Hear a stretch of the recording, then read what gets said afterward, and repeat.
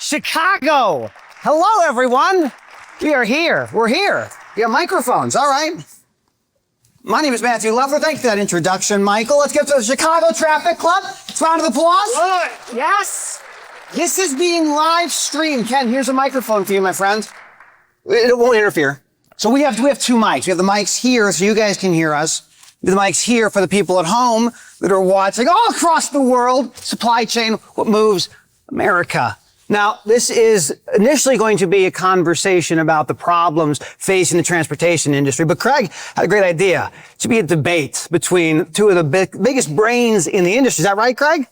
Certainly the egos, two of the biggest egos in the industry. So. I agree. See, this is okay. We start off in a place of commonality. That's what's important. How many of you have heard of FreightWaves before? Show of hands. Heard. Oh, heard. Okay. How many of you have heard of DAT, DAT? You got that? Dial a truck? So everyone's kind of familiar with these organizations. That's fantastic. So we're going to go right into it. Running late, running behind schedule. First question goes to you, Craig. First question goes to you. Is it DAT or is it DAT? What do you call it? It's dial a truck. Dial a truck? And let's be clear, it still operates like the old dial a truck because everything happens off platform. It is stuck in the old ways of doing trucking, and it is still regimented in the dial-a-truck legacy, which is a really cool history, but it's still stuck there. 1978, that's when dial-a-truck started. Ken, response. I mean, I'm thrilled every day to go to work at the largest, most successful, most innovative tech company in all of freight and logistics. Your mic's not on. It is on. Is it? Whoever made this microphone needs to get back to the drawing board. Here, you dig that one. You go that one. But yeah, it is dial a truck. You know, we started in Jubit's truck stop, kind of right around the time of deregulation, started with punch cards and CRT monitors. And it's really cool to have that as part of our heritage and then blend in all of the modern tech and AI that we've been working on. It's sort of fitting that Ken's microphone didn't work. It's sort of, there's the brand of DAT. It goes down in the middle of something really important. All right, so we intentionally did not prepare at all for this because we knew that the things were going to change. Things are always changing. Transportation is nothing if not dynamic. So we're going to start off this conversation with a recent ruling that has paused the non-domiciled CDL holders. This is an interim final rule. FMCSA put this out. You guys have been covering this thing quite a bit. FMCSA said 200,000 non-domiciled CDL holders in the United States. That order is now paused. But Ken, going to you, if we see this rule go back, I fully believe it'll go back at some point. How does that impact capacity? Are we going to have a capacity crunch? Is that what's happening? I mean, I think you got to think about two things. Absolutely, capacity will come out of the market. I think we've seen that already. And it's not just because of the government, right? Insurance companies, shippers, brokers will tighten up their policies. 200,000 would be about a 5% hit, 5 to 7% hit in capacity. I think the problem is we're just still way too oversupplied. I think some capacities come out of the market and it's really not put a dent in things. The cool thing about what we do is spot trucking rates are kind of this perfect encapsulation of where supply meets demand. And so if we were seeing capacity come out relative to demand, rates would go up, and they just frankly haven't gone up. So I think we can talk more about the demand side, but I think on the supply side, yeah, I think it'll have some impact, but probably nothing monumental. Craig, why is Ken wrong? or is he right? Is he right? Is this a small piece of it right now? No, I think to expand on that, I think what we're seeing is that spot rates are slowly melting up, very incrementally melting up. And you see pockets around the country where you'll have a couple of days and spot rates will shoot up and then they sort of get reset in the market. But I think what we have is a slowly melting up freight market where rates are slowly moving up, but we also have anemic volumes at the same time. I mean, truckload volumes are down double digits year over year. So we've seen the market dry up in terms of demand. But we also see an environment where because of capacity coming out of the market, spot rates are coming up. And I think that's a really, frankly, a problematic thing for people that are in freight brokerage because it's not enough to trip the market into a situation where brokers are able to sort of provide these last minute, the existing carrier base is able to serve those loads. And so it actually is a pretty challenging market, especially for freight brokers, because they're they're sort of held hostage to this condition of a melting up spot rate with a lack of volume that would normally show up in a tightening market. We talk about volume quite a bit, Ken. So one of the things that you all know this. I'm going to just regurgitate it for you again. This is one of the worst freight recessions we have seen in generations. And this has been a long period, 3-4 years now of just not great rates. For shippers out there, this is wonderful for you. I'm sure you're enjoying it thoroughly. But Ken, do we see volumes coming back anytime soon? Or is it really just this capacity kind of slowly meandering its way in and out and this thing just staying flat? Is it just stalled out? Well, I would compare it to the users on the Sonar platform versus the DAT, whereas their volume's probably way down. Ours has remained steady. I do think that volume is tough because the economy stinks. I don't care if you watch Fox News or CNN or MSNBC or whatever, it stinks. The economy stinks, especially the consumer economy. And what do we all ship? Things that fuel the consumer economy. So I think I'm not super bullish on where volumes are headed. I think tariffs have not been a boon to volume, at least not yet. Port volumes are indicating a pretty weak peak. And I don't think anyone in this room or anyone in freight and logistics really wants a supply-driven freight recovery. Those aren't fun. We want demand to come back. We want people buying new patio furniture. We want interest rates to... The best tweet I've ever seen the president make that actually got me off my chair was this idea of portable mortgages. I just saw that this morning. So how many people right now, you might be some of you, aren't moving because I'm locked in at 1.9% on a 15-year. I don't care if my house burns down. I'll put a 10 out. I'm not moving. So I think that's a huge, when people move and do remodeling and build homes, they ship a lot of stuff. So. I mean, I think for every new house that's constructed, it's 7 full truckloads. 7 full truckloads when you build a new house. And so housing starts a great predicator for flatbeds. It's a great predicator for other types of truckload things. So as we look ahead, Craig, do you see this being a really dark winter for brokers and motor carriers, or is it going to get better?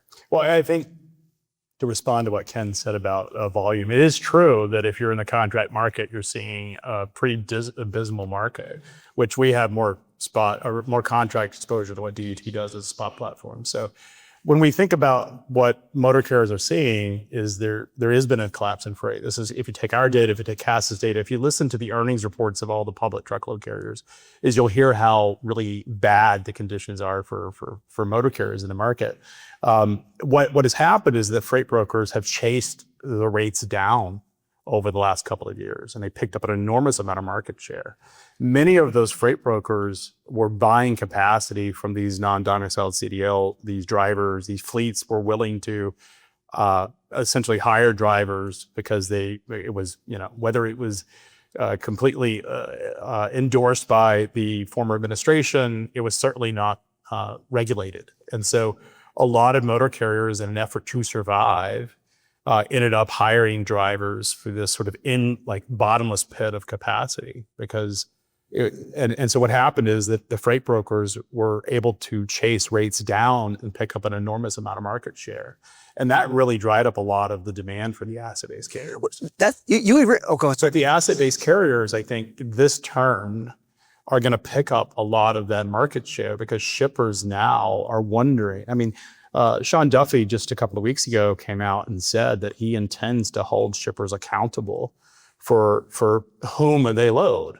And if a shipper loads a driver that does not speak English, does not actually demonstrate compliance, then the shipper is potentially held liable. Now, here's important, is many small shippers will be unaware or unconcerned about that problem. Let's just be frank.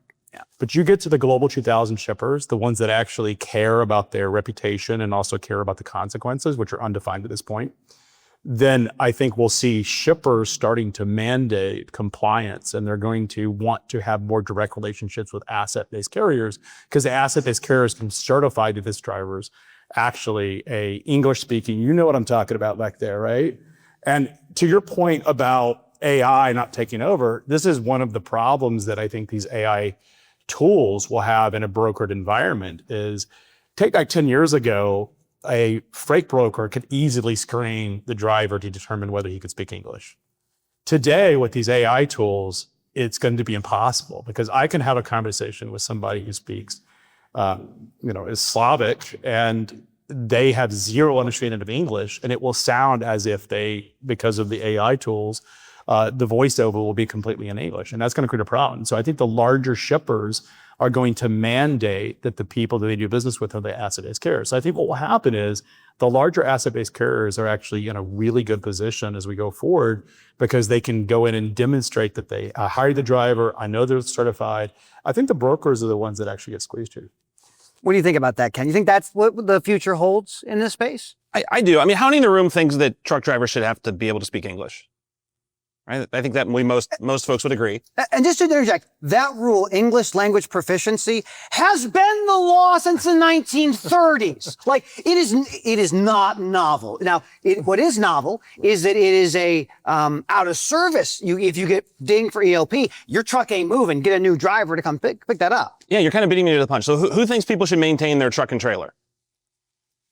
So a wise transportation attorney once told me that 25% of all vehicles are unsafe at any speed because of equipment maintenance and equipment based out of service. The number for ELP is close to 1.5%. So I think like that's kind of like, I think we all agree that people should speak English, but I think like where I don't necessarily align is I don't think there's a million truck drivers out there that can't speak English. I think it's probably in the low 1.5-ish%. Some of the most English proficient truck drivers are Mexican cross-border carriers because they know that that's what throughout history, the trade zone DOT officers have been looking for the most. But I think the assumption that a lot of people make when they hear the word immigrant is Latinos. That is if I post something on X about immigrants, it's immediately people assume I'm talking about Latinos. I'm talking about a brown person is what they assume. What they're often missing is these groups of people are Eastern European, where there's a huge Serbian population that is driving trucks. There are people from the Punjabis that come over from India and Pakistan. We have these large populations of groups, and I would disagree with Ken on this. I've talked to people that are in the insurance industry, which would know the qualifications of the driver. And one of the largest insurance carriers told me that they believe that as many as 10% of the truck driver population are folks that do not speak English, and their estimates are as many as 40%. And the BLS did a study 3 years ago that said 18% of the U.S. truck driving population are foreign born. This was in 2000 or 2020 or 2021. I can't remember the exact date. Let's keep in mind that a lot of things have changed over the last 5 years. We've had in 2019, we had the guidance where the Department of Transportation came out and said that non-domiciled CDLs can be issued to foreigners. Remember, the original rule was that if I lived in one state, I could go into my DMV and get a driver's license in another state. It was changed in 2019 to solve the driver shortage, which does not exist. They changed it in 2019 to allow foreigners to demonstrate. And one of the craziest things is they said they must show work permits when they come. Some states did not enforce that compliance, so they would issue these CDLs. So that happened in 2019. So it opened up this massive entry of foreign-born immigrants into our industry that oftentimes did not have to show qualifications that they could drive a truck. Many of them had never set foot or driven a heavy-duty truck, were actually driving a truck. This is the first thing. The second thing they did in 2021 was the government, the FMCSA created something called the entry-level driver training program. Oh yeah, 19-year-olds. And well, no, this was different. Well, that was before. This was basically changing the rules so that it used to be that basically the states would regulate how drivers could become a truck driver, the truck driving school. The federal government, at the behest of the ATA, took control of that. And they created a registry that said anyone can train a truck driver. They have to adhere to the standard, but they never went and audited it. And here's the craziest thing, is there are 36,000 registered entities that can certify that the driver has completed the driver training. There's only 2,000 certified truck driving schools. There's 36,000 entities. You and I could watch a YouTube video, or we could train a driver, if it's Ken, to drive a truck. And in 30 minutes, He could watch a YouTube video, and as long as he can pass the CDL test, he's on the road. He doesn't have to demonstrate any proficiency whatsoever. And that has opened up, combined with these open border policies of the former administration, we have this endless supply of labor that's come into our industry. And I think the number is much bigger than what Ken thinks it is. I think we're talking hundreds of thousands of people. It's not just the English proficiency. It's also the non-domiciled CDLs. It's also a lot of population that lives completely beyond the grid. And I think a lot of those stats are underreported. I mean, the crazy thing is, the BLS does its surveys of employers. They're not picking up the owner-operators. And they're certainly not talking to the people that are operating illegally. Interesting. Okay, well, we have a question right now. We'll get to you in a few minutes, sir. Give me like 5 more minutes, or maybe 10 or so. We have to cover Ken's quick response on this. So one of the things we've seen happen over the last couple of months is this, to your point, this increase in enforcement. We've seen ELP mandate, we've seen non-domiciled CDL. The new focus has been pivoting to the truck driving schools, and you brought that up. So there's, from my recollection, about 400,000 CDLs are issued every single year in the United States. And of those that are issued, these are done by these schools that are self-certifying, self-attestation, they call it. And now the administration is looking at these truck driving schools. Ken, do you think there's a bigger capacity suck coming out if we see more enforcement on this issue? Or does the data say it's not as prevalent as Craig seems to think that it is? I mean, I think like there are probably several 100,000 not good drivers. But it's a litany of things. But I think like they're just shifting enforcement around. Like there's not an investment in net new enforcement resources. I think that's part of the problem. So they're just choosing to enforce this over tire tread depth, or as Ryan said, brakes, or any one of the other out of service and non out of service violations. They're not. I think Ken's wrong. I mean, under the big beautiful bill, Trump got $30 billion. I mean, it's crazy. $30 billion of immigration enforcement. That was part of the big beautiful bill, which if it was a military, it would be in the top 10 of most funded militaries. I mean, it is the amount of money that the federal government has allocated. And this is Trump's signature policy. He has not tacoed the immigration issue. And trucking specifically provides the administration the air cover. Nobody, I think, likes seeing fathers drug out of their homes with children taken. It's hard to be anyone who sees these people drug out of their homes by these armed agents and doesn't feel sorry for those people is just a completely different thing. But when you have a driver, and statistically, a truck driver driving down the road, an immigrant truck driver, even if they were safe, and the data would suggest differently, but even if they were safer than an American truck driver, inevitably, statistically, 5,000 truck accidents, 5,000 fatalities happen a year by truck drivers. And statistically, if 20% of those people are foreign-born, there is going to be there's going to be at least 3 fatalities a day in the United States caused by a foreign-born truck driver. Just taking these stats. The administration needs to have a horrific amount. They need to create the emotion of the American public about the immigration story. So regardless of whether we agree that this policy should be enforced, is not enforced, trucking, because of the safety of everybody driving down the highway with somebody driving an 80,000-pound rig beside them that's unsafe, gives them the kind of air cover. So we're not going to stop hearing about dangerous truck drivers that are immigrants, because the administration and the conservative media needs this story. So the immigration story and enforcement is not going away. I think it's going to become even more enforced because it's a very safe place for the administration to be able to attack the immigration issue, unlike dragging people out of their homes or even going into a construction site, because it makes it personal. Nobody's worried about a construction site with a bunch of Latino workers and getting hurt because they're not at the construction site. But every mother and father that drives down the interstate highway and sees these horrific accidents, like the one that happened in California where the guy didn't even bother using his brakes, can feel the emotion and the terror. And statistically, stats are on their side. And so this is something the administration is not going to relinquish. They're not going to stop enforcement. And it gives them a very safe place to do it. So I think the enforcement problem is actually going to be a much bigger issue. And we haven't even talked about the fact that many of the people that have operated outside, that are not registered and don't have work permits, which is part of the story. many of those people are also not respecting the hours of service laws. So the whole joke is the strong solo surge, which is a meme that on X about the driver that drives 20 hours a day. If that driver doesn't have a work permit and is coming over driving a truck, he isn't respecting the hours of service laws. And that's where we've had this additional capacity that's come into the market in addition to just the number of drivers that are out there. As we look ahead, let's pivot from the topic of non-domiciled CDLs. I think there's more to come on this issue. There's gonna be more appeals and more litigation. English language proficiency aside, I don't know how many shippers are in the room? How many manufacturers in the room?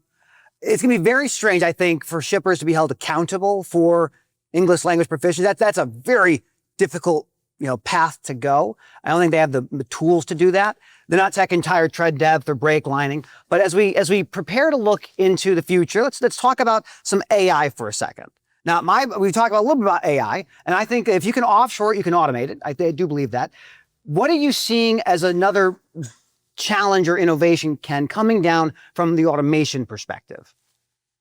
Yeah, I mean, I think I kind of disagree. I don't think we'll be able to automate a lot of all of the dispatch, but I think it's probably more than you even think.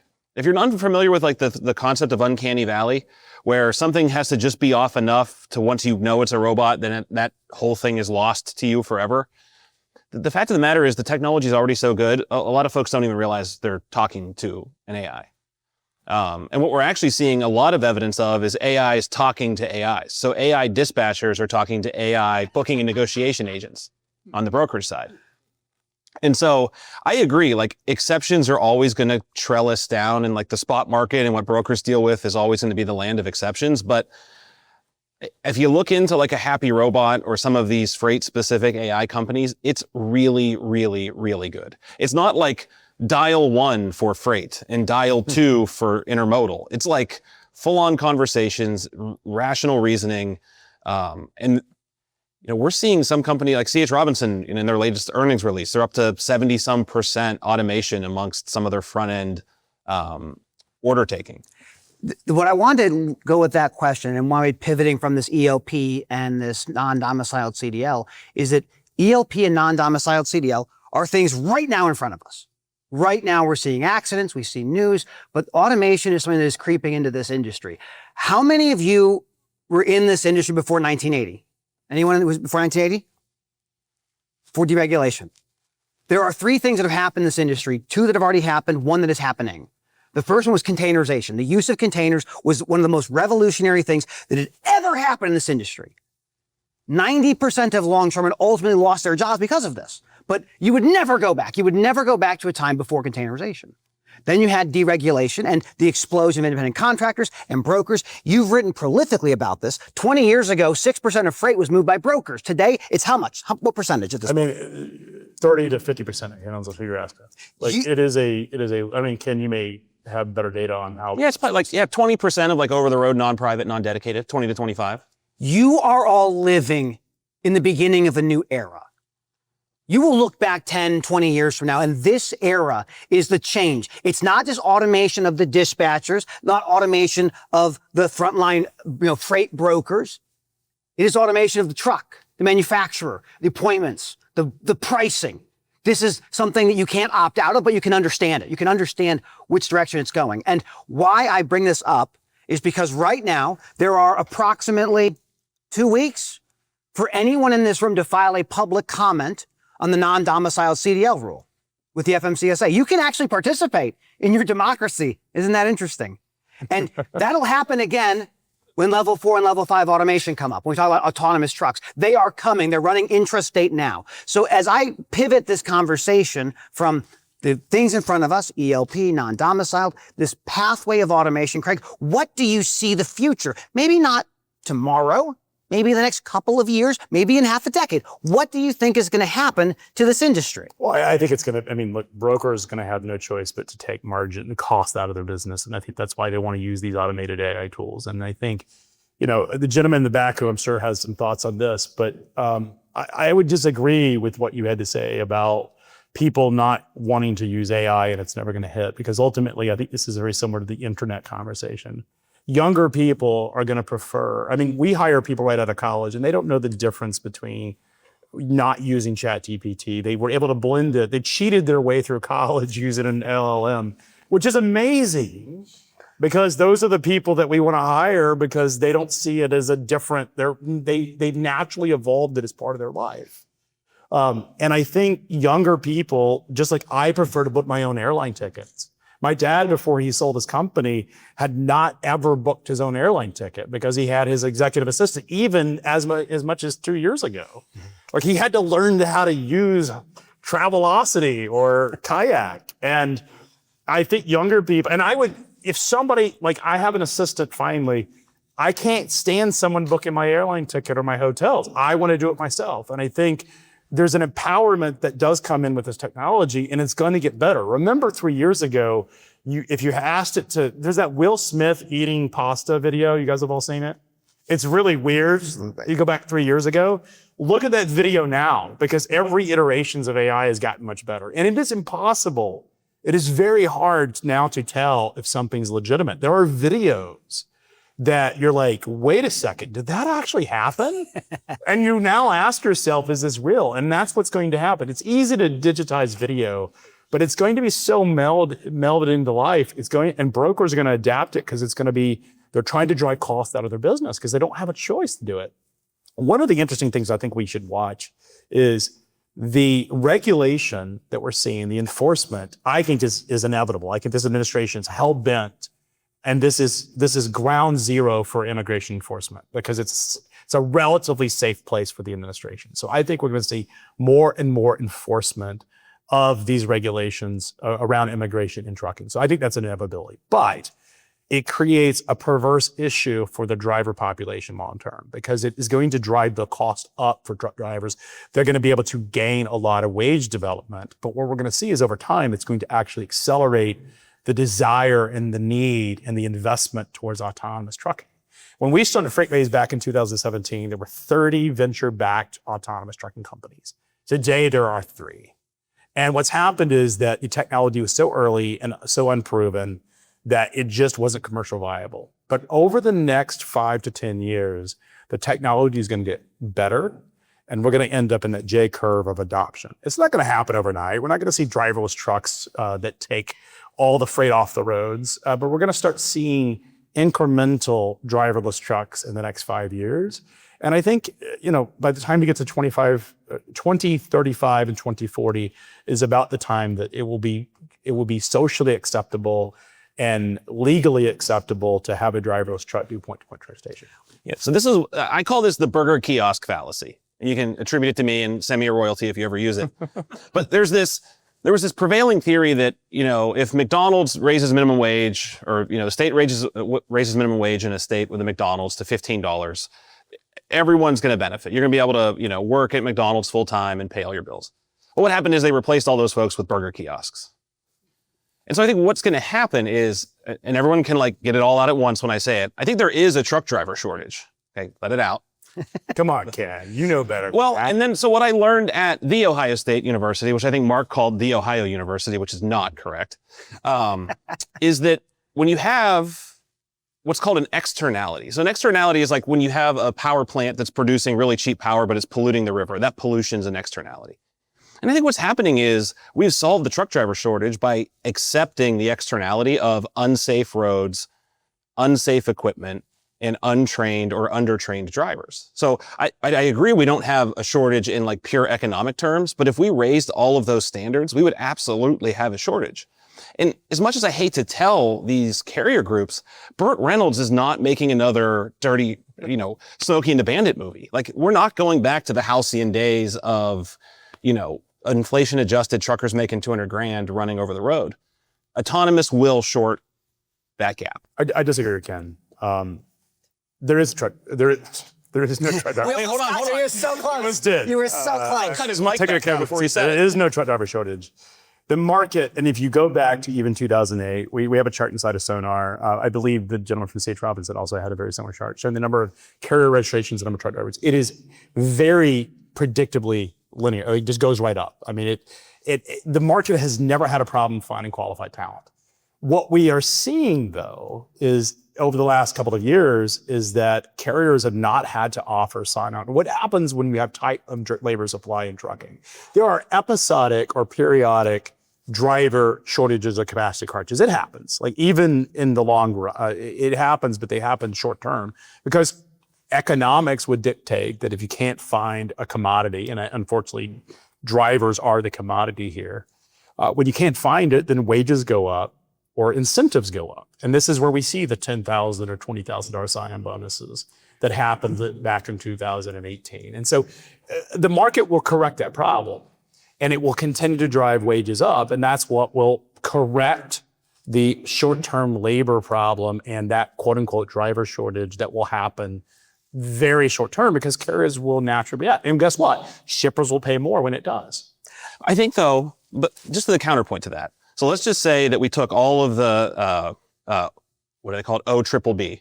That's the politically correct term for the one big beautiful bill. Yeah. So if you take all the money from the one big beautiful bill and you made, I don't know, 500 state-sponsored CDL schools, and that's the only way you can get a CDL is if you went like an e-check station, but you went there to get your CDL.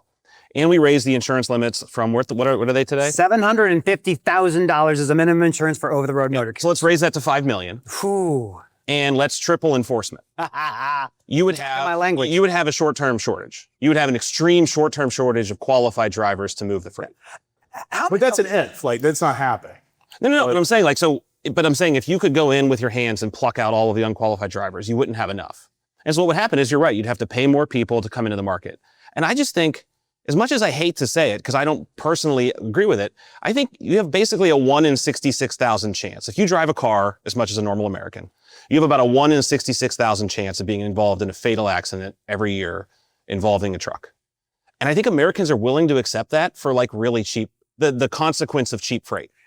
I want to build off that. So we did the hand before about if you were in this industry before deregulation, how many of you are second or third generation in the transportation industry? How many of you have people in the family that have done this? Just a real quick history lesson. In 1980, 80 to 90% of all truck drivers were unionized. They were Teamsters, Yellow, Roadway, CF. That's who they drove for. The annual salary for a truck driver back then was $38,000 in 1980. Adjust that for inflation, it's about $130,000 a year. The average driver today makes about $47,000, $48,000. It's a manifestly different job than it was 44 years ago, 45 years ago. And so what we're seeing is the problems today are by design. Like we want cheaper, faster freight. We don't care if it's safe. As Ken alluded to on the maintenance side, 1 in 5 vehicles is unsafe at any speed. Who remembers the Hope Trans case? Remember hear about the Hope Trans case? I think it was Florida. A motor carrier works with Covenant. Covenant was with USPS, and that motor carrier had a driver who fell asleep and killed 5 people. That trucking company had a 35% vehicle out of service rate.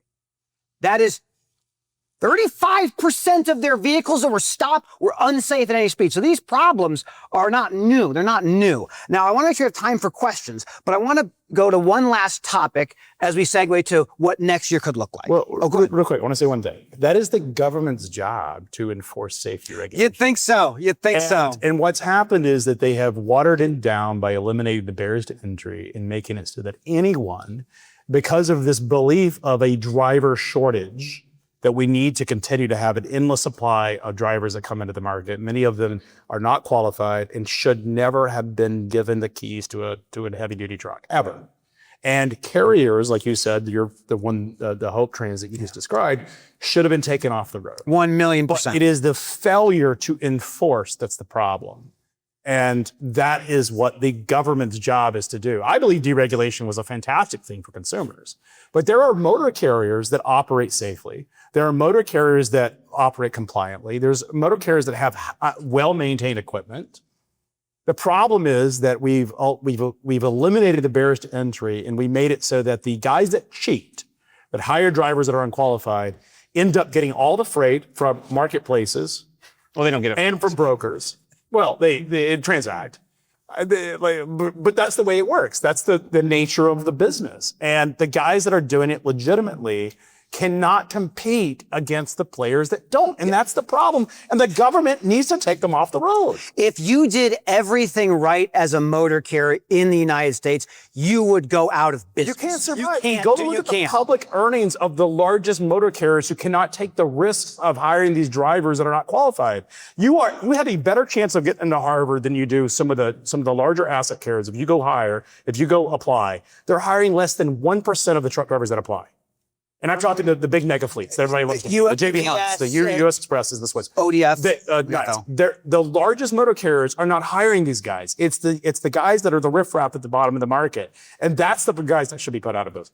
All right, so now, go ahead. This is a bad part of the debate because I agree. I think the FMCSA stands for the Federal Motor Carrier Safety Administration, correct? Yes. Last I checked? Broker transparency, please. Got it. Just shout it out. What percentage of carriers do you think have an official safety rating from the FMCSA today? Any guesses? Nope, half it. 7%? Yeah. I mean, it's from your reporting. So, I mean, it's questionable if that's an accurate number, but if we presume that it is, which it actually is, I checked. It's like something like 93% of carriers have no safety rating because it requires an on-site, it requires a bunch of things that you don't want to have to go through. And so, I mean, what are we doing if we're not ensuring the safety of carriers? I mean, that is the FMCSA's job. And the problem is that a lot of the riffraff, the bottom feeders that live on marketplaces, I mean, let's just be frank, is all load boards, they get their freight from the freight brokers.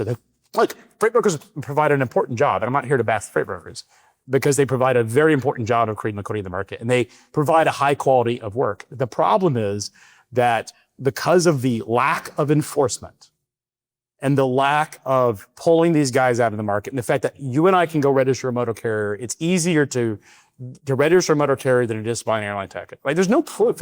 Nobody knows anything about us. And we have motor carriers that have thousands of MC numbers. They have an accident.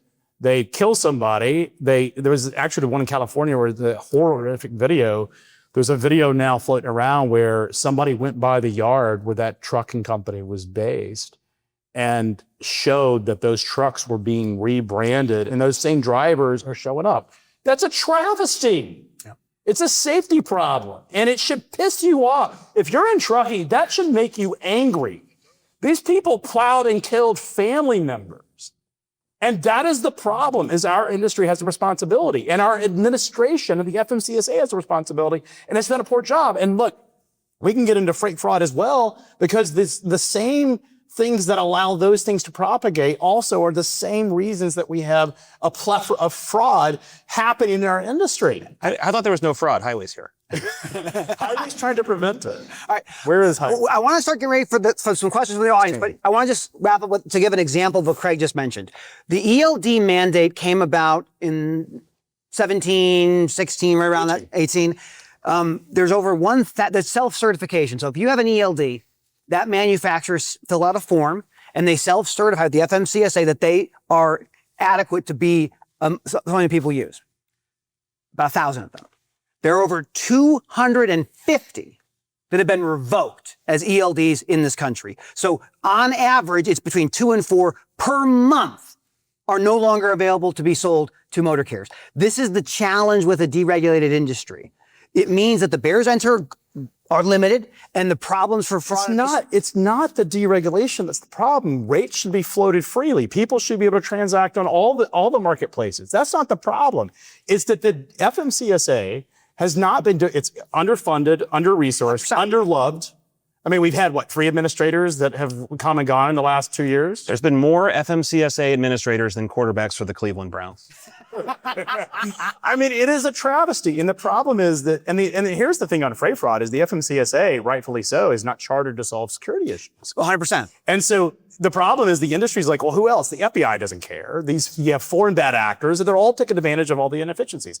The massive growth of COVID forced a lot of freight brokers and trucking companies to hire offshore dispatchers.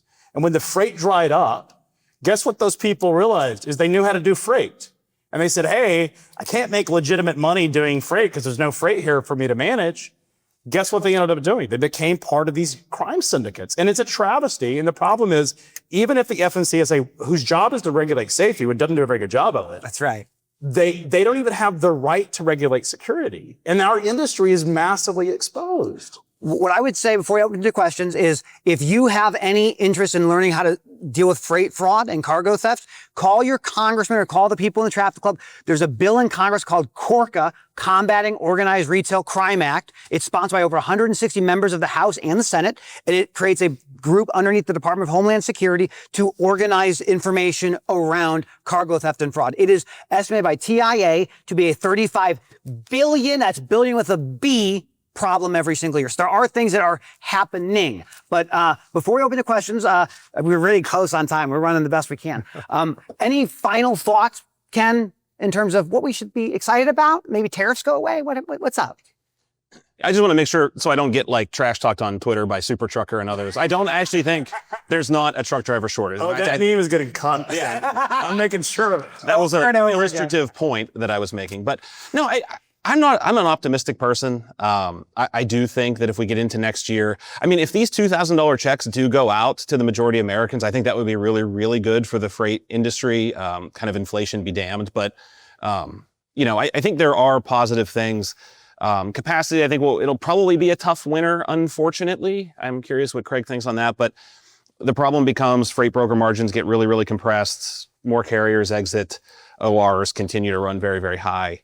And I think we're probably looking until the spring produce seasonality before we start to dig out of some of this. So back half of 26, things get better for the brokers and motor carriers. I've been saying back half of N+1 year for a couple, and so is everyone. I ripped the freight recession last November. That was a wrong.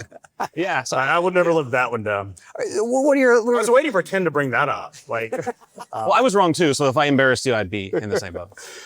Look, I'll say that the most important thing is that, and I appreciate Ken coming here today and having an open conversation, because I think, and Matt, you organizing this, because I think these are the types of things that we as an industry, we understand the problems that nobody in Washington will ever. You probably have visited with people, I know you have as well, Ken, and many people have ever met a politician in Washington. They're clueless about how the freight market works. Even the people that are on the supply chain task force.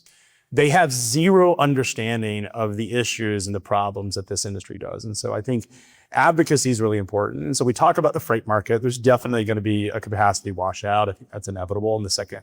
Certainly, probably April is when we'll start to really feel the pain. But I think more importantly, there's much bigger issues. You asked about automation and AI. It's coming eventually. But I think more importantly, we've got to get the administration and the federal government and state governments to be aware and care about these problems, or we're always going to be faced with them. Well, we're going to wrap up this part. We'll have some questions. I just want to say a last thank you to everybody to stick around here and listen to this conversation between two incredible folks from the transportation industry. Let's have some questions. We have, I think, 10 minutes, Michael. 10 minutes we have. We probably need to get a mic. So, well, they don't have mics, but you'll probably have to repeat it. I can repeat. I'll repeat for those at home. Yes. For those at home, you can keep subscribing and liking. I guess that's what you do. Subscribe to FreightWaves and Sonar. All right. Who's got a question? We're here. What you got, sir? All right, so I'll try to keep it brief, but you're saying the future is going to be autonomous potentially when we get further to the road. So does that mean that we're projecting that I start a trucking company, and because 99% is less than 10 trucks, and I'm just going to have an autonomous fleet? Yeah, so that's a great. So the question for the ones at home is, what does the future look like with autonomous trucks? And what does that end up being? What we see on the roads? And I'll say this: we'll see autonomous spotting trucks right now. Outriders running those things. There are intrastate people like Kodiak and Aurora. They're running within a given market. The future, in my opinion, is going to be either leasing these pieces of equipment or making trucking companies where you have a group of either level 4, which is a remote operator, or level 5, a remote assistant. And you might be running these things on a relay node. So from one travel center to another travel center. The numbers vary. Some people think up to 10%, maybe more, of all over the road full truckload could be automated. Now, it won't be in certain places. And it's interesting because the manufacturers think they can cross state lines now. They're not allowed to, but They think they can. So I think that would be the way I would look at this is you will have maybe hybrids where some have drivers and some have autonomous, or it's platooning, like a robot truck following a human being driver. You guys have any thoughts on that? Two things. One, I don't know what the timeline is, but you need to move yourself off of if and into when. We might all be retired, but there is a 0% chance that over the long arc of time, autonomous doesn't proliferate to a large percentage of trucking. I think, two, the thing that most people, once you get beyond the I do or don't like autonomous truck debate, what a lot of people are talking about is like who owns the capital because who owns the liability. In a normal transaction, PACCAR sells a truck to Estes and Estes has a driver in that truck. They own the equipment. If something happens, they are obviously liable, right?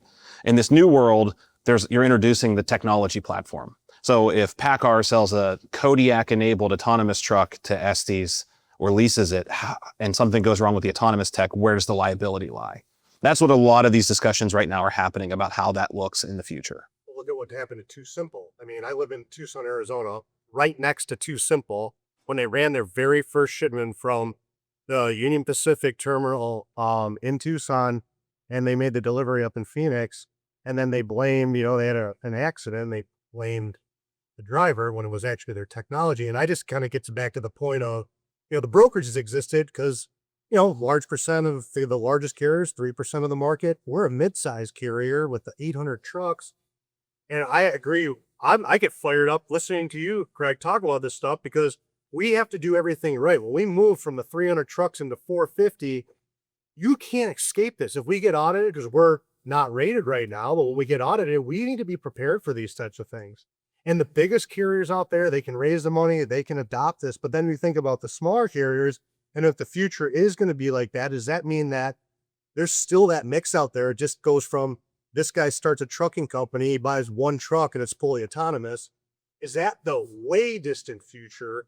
Or are you going to consolidate everything? Now it's the airlines. Well, I think like Too Simple is a really bad example for autonomous. It's what not to do with a company. I mean, they were stealing IP. It was a dysfunctional board. They stole IP to the China. Yeah. It's a different story. And there's been a couple of really bad attempts in the venture-backed startups, which tend to happen.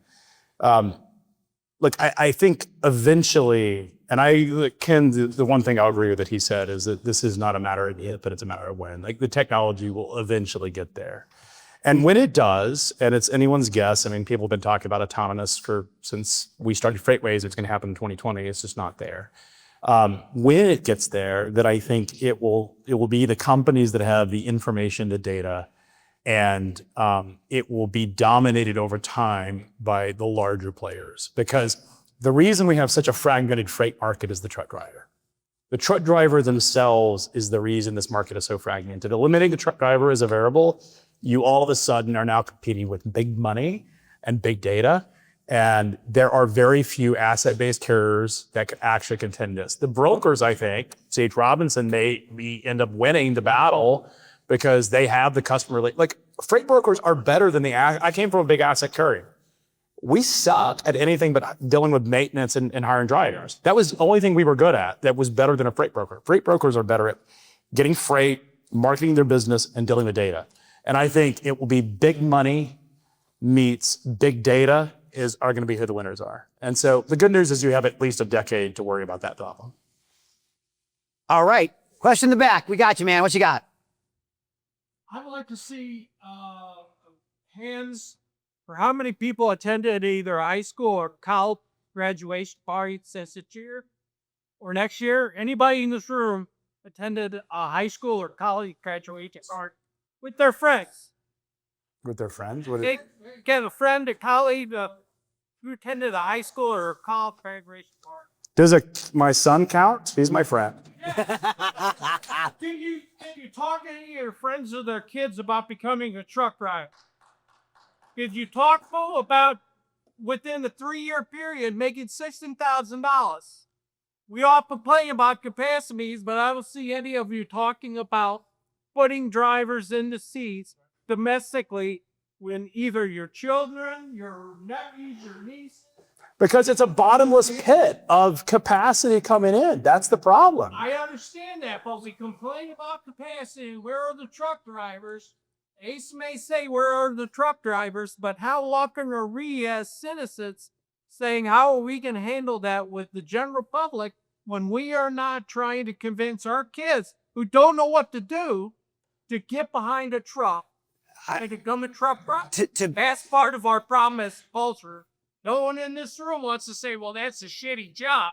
But if they make enough money, $8 a gallon, because again, price is so up in order to maintain getting that product to you.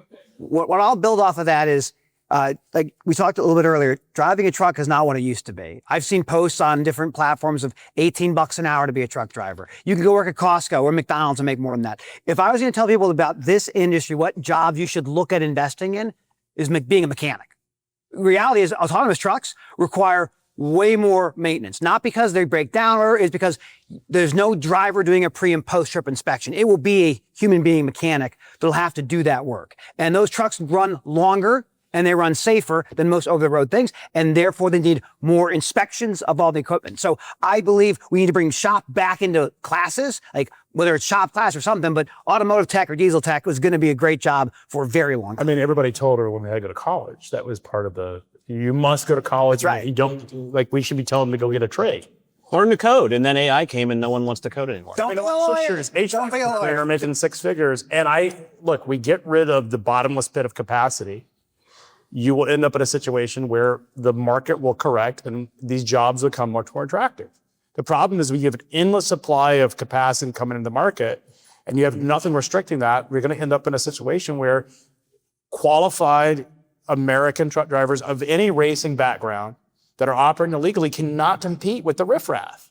And that's why we haven't seen driver wages go up. Now, the HEA will challenge that. They'll say wages have gone up. What they actually ignore in that data is that the BLS data that looks at driver wages includes the UPS. UPS has figured this out. They're paying 6 figures, but they're also in that data set. I have a 24-year-old driver making $75,000. There you go. That's awesome. Tell me again, anybody in here who's got a 22-year-old is making $75,000. And if somebody says to me, well, no one wants to be a truck driver, then I'm asking you again, why? Give me a good reason why. There isn't one. And it's because we're convinced that it's a shitty job. And it shouldn't be. We saw what happened very well. Well, we have time for, I agree, I'm with you, man. Like, there's a great profession in driving, whether you're doing fuel or LTL. Over-the-road trucking is very difficult. I think that's the challenge of recruiting people to do over-the-road trucking. But LTL, local delivery, there's a lot of good value there. Now we have time for one last question. Yes, sir. Thanks so much for being here. As an alumni of Loyola, I really appreciate you guys coming here. I appreciate the Traffic Club for coming here for the 2nd straight year. So before I get my questions, thank you for that. And then also, Craig, thanks for giving sonar to the students here. So we really appreciate it. My question is, last year, the bright spot in the freight economy was LTL, largely because Yellow collapsed. This year, not so much. In terms of either M&A or collapse, is there a company that's large enough that can move the market if it fails? Or is there a merger that could happen that would change the landscape? You're asking, is there an LTL player that's going to fail? Is that the question? So for the truckload side. So is there a truckload equivalent? Is there Do you think Heartland will survive? Oh, you mean at large asset carriers? Oh, yeah. We have a number of our death watch. I learned a long time ago not to publish rumors and speculation on companies that are near their death because we can put them out of business.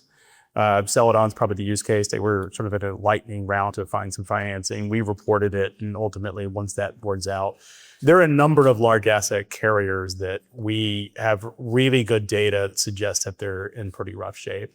So there will be a number of large bankruptcies that happen over the next year of large asset carriers. The market will absorb that. And so, look, I think some of the large public guys are actually probably in better shape than some of the large private guys. Do you think any big brokers go out? Oh, yeah.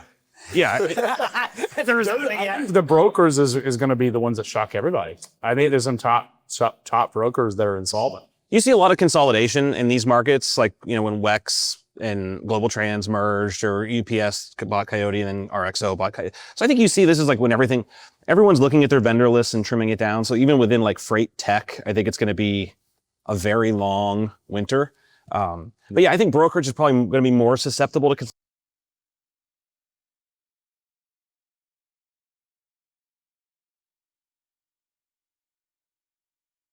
consolidation because those books are a little bit more portable. Asset-based carriers, I don't know. I think it's going to be the mid-size that are just auto haulers, mid-sized trucking fleets, like the 500 to 700 mile fleets that like to run, I think they're in some trouble. I mean, they've been operating unprofitably, many of them, for many years. And even the TCA, someone asked about the operating ratio of carriers. This is from TCA's own internal. They have this thing, the top performers group, which is the top 10% of the performers of the Truckle Carriers Association, which are mid-market and bigger fleets. The best performers are operating above 100 OR. They are not servicing their debt. And so these balance sheets have been destroyed. The problem is the banks have not wanted to take possession of the equipment.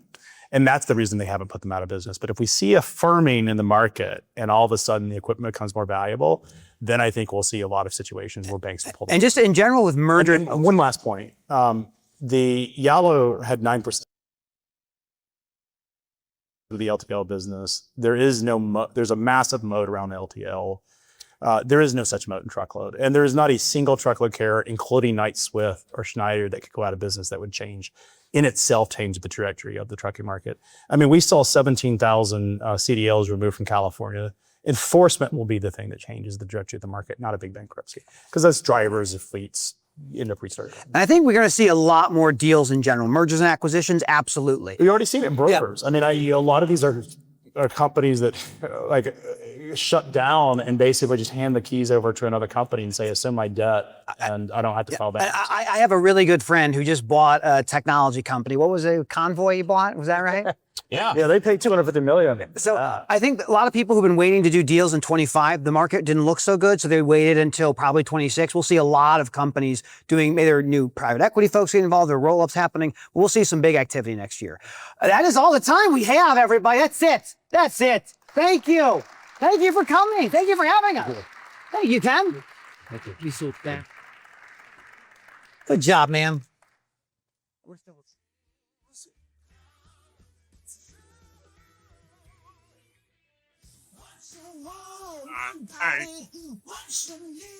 I got everything I need to see. It's you.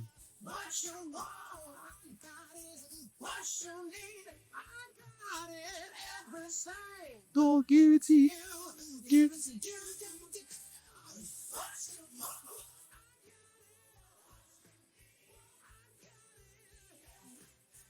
Don't give it to you.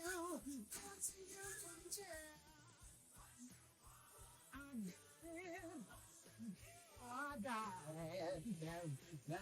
Gonna give it to you.